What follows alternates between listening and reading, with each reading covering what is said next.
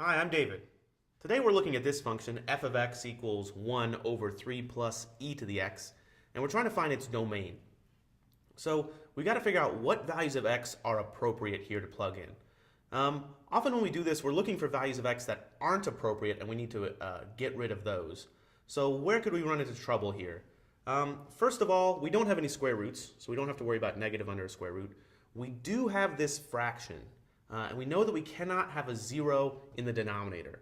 So we know that 3 plus e to the x cannot equal 0. That cannot be in our domain. We also have this e to the x. Let's remind ourselves what e to the x looks like, because I want to know, is it undefined anywhere? So let me draw a picture of e to the x. Y equals e to the x.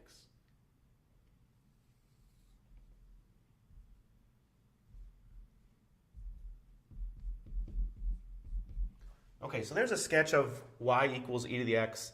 It has a horizontal asymptote at y equals 0.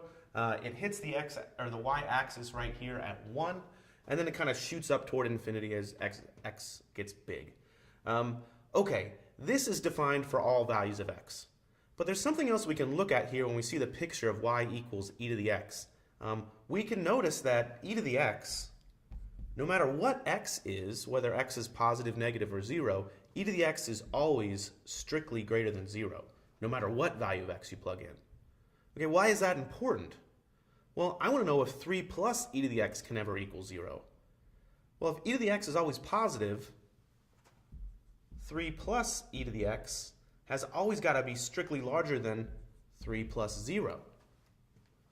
Or in other words, 3 plus e to the x is always bigger than 3. It can never be 0. 0 is less than 3. So I can never have 0 in the denominator. So here I've got a fraction where the denominator can never be 0, and e to the x is defined for all values of x. So there are no places where I'm going to be undefined. There are no values of x that would not be defined for this function. Therefore, the domain is all real numbers. Thanks for watching.